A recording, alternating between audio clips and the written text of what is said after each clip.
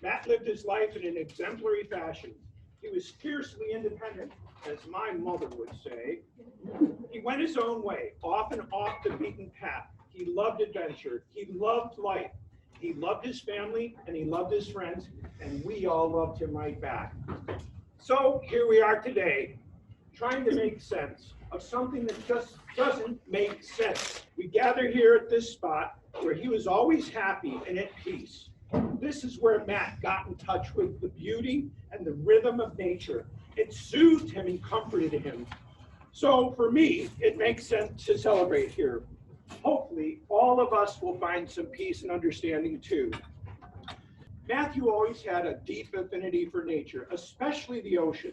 He studied the way I would study geometry. I think around the time he was 13, I came up with the name of a vocation for him, a waveologist. Matt was lucky to have several men in his life who co-fathered with me. Matt's Uncle Roland, Uncle Danny, Darnell, and many others were always there for him. My sister was there when he was born. He was there when I was born. We shared a room together. We went through school together. We were in the same grade. If we were lucky enough and our teachers were unlucky enough, we were in the same class. I knew him very well, and he will always be a part of the fabric of my life. Matt was funny. He had 2 dimples and big blue eyes. When we were kids, he used to poke my single dimple and tell me that one dimple was a sign of mental retardation.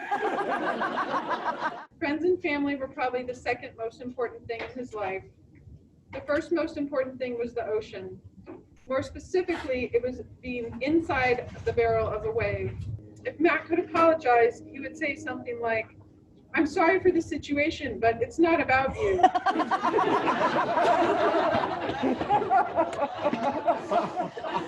Yep. He'd say, "Don't take it personally." He lived his life present in the moment, ready for any random, absurd encounter that would later entertain us all. Morning, everybody. Morning. You can see I went full Matt. He told me to do this before I start. So I closed my eyes and I asked him to help me.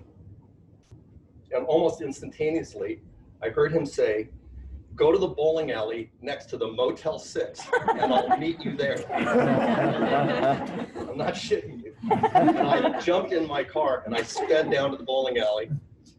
And there was this kind of dark, divey bar in the bowling alley and a whole bunch of big empty booths where I could sit down and write. And Matt sat across from me.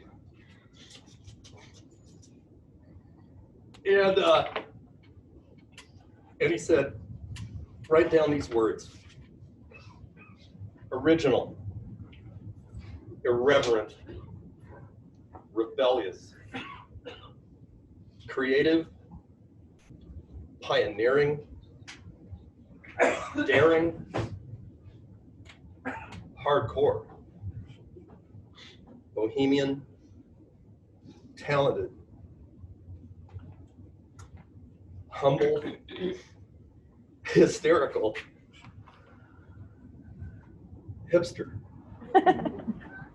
courageous, generous, sensitive, loving, kind, and private." There was an ocean of depth inside Matthew. He just didn't volunteer it easily. As you know, Matt's presence was huge. He was just a huge person, both physically and spiritually. And despite that punk rocker thrashing around inside of him, there was a sweet, gentle guy in there too. Matt was absolutely fearless. But above all, one word describes Matt to me more than any other, and that's authentic. Matthew was unequivocally and unapologetically 100% himself. One of my earliest memories of Matt, and quite possibly one of my earliest memories in general, was the first time I met him. He had come to visit my folks and me in Hawaii, and I was about 3 years old. I can't remember if it was my birthday, Christmas, or what, but Matt gave me a present. It was a purple dress with tiny buttons, embroidery, and doodads on it, and he gave it to me inside of a McDonald's Happy Meal. I remember that I was so excited to meet him and so thrilled that he had gotten me this epic present that the only way I knew how to express my feelings fully was by biting his arm and kicking him in the shin. Right before he died just a few weeks ago, he called me up and apologized for missing my birthday earlier that month and offered to take me out to Hamburger Mary's of all places. As soon as we got there, it became apparent that he had never been to a drag show before.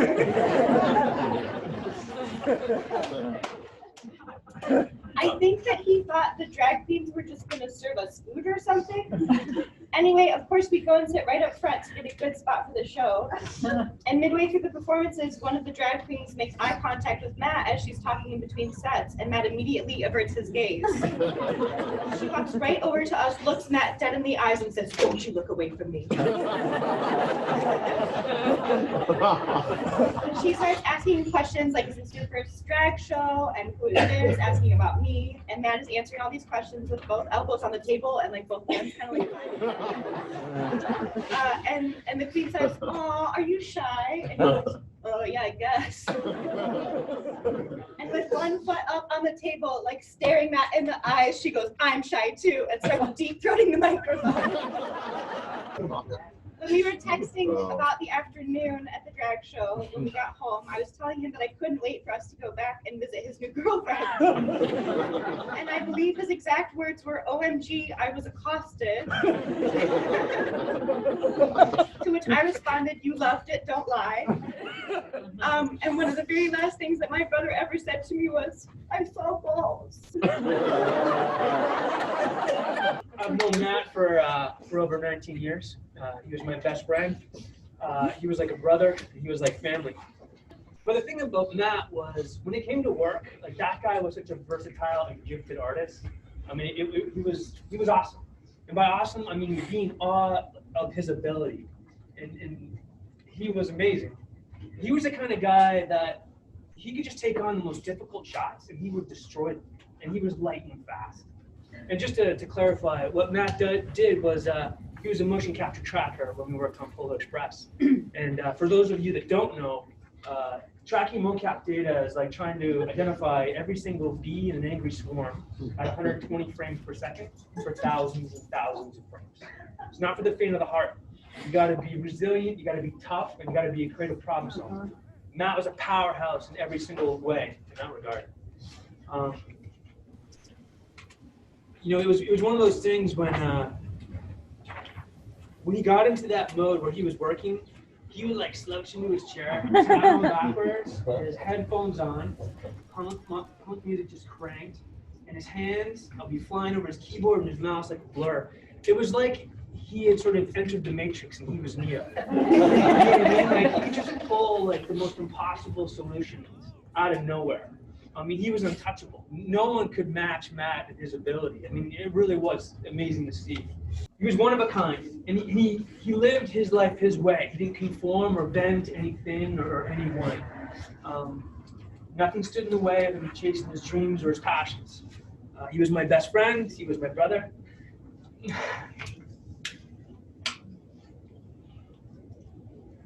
is my family. He'll be missed forever in our memories. Hold them close. Share them with each other. Celebrate his life. He was awesome. Matto forever. Matt taught me about life and now about death.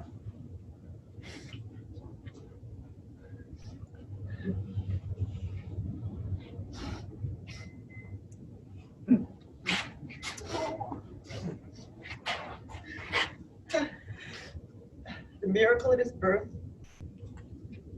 moving into his body on that Sunday morning was a beautiful Sunday morning. He was born at 11:52 a.m. I remember the time exactly. I was there. I couldn't get it. Right. On the way to the hospital, he took the wrong exit. Hard labor. And I was like, you have to be kidding. And yes, we did. We did go home that night. You know that those people get these, away. We're not gonna stay in the hospital. We went right home. And everybody had a party Yeah. in the house. Yep. We all lived together in this big house. Sunday morning with the golden light streaming into the room, now the miracle of his death, and the leaving of his spirit from his body, joining back into the energy from which he came. I reminded him often that he chose us to be his parents. When Peter and I decided to have a baby, we became pregnant immediately. It was like he was waiting on the other side for us to make up our minds, and when we did, pow, he was there, right? I mean, it was like instantaneous. So I said, you know, you chose us, so. Experiencing his spirit right now has been remarkable for me. The sadness and the pain that I feel in his passing is graced by a knowing that the part of him that is eternal has not left. 43 years may seem like a short life to some, but if you're grabbing as much of it as you can, it is a full life. Our son was not a conformist. He loved women, but he lived in the world of men. His music was punk rock, and he loved Frank Sinatra and the Beatles. Everybody knows his uniform. I mean, I would go on hikes with him and he'd be in flip-flops. And shorts. And shorts and baseball hat, usually on backwards. He loved his family and friends, and sometimes he got mad at us. He even got mad at me. He usually didn't get mad at me, but he would tell me who he was mad at. Everybody is. Over the last year, he was distanced from everyone. Maybe he was helping us to let go of him. His sarcasm and often dark exclamations were a commentary on the illusions that fill our lives. For someone so private, he was so private, it is extraordinary that he shared so much on Facebook and Instagram. Scroll through the account and you'll see what Matt saw. We are mother and son, but we are also friends. In the last year, he told me, and I guess he told Rob too, you know, I think you're my best friend. His last text to me was, love you, Mom. I'm going to miss those texts and his visits to Cambria, going to the movies, taking hikes, and the short getaways we would do, and of course, hugging him and laughing with him and just enjoying life with him.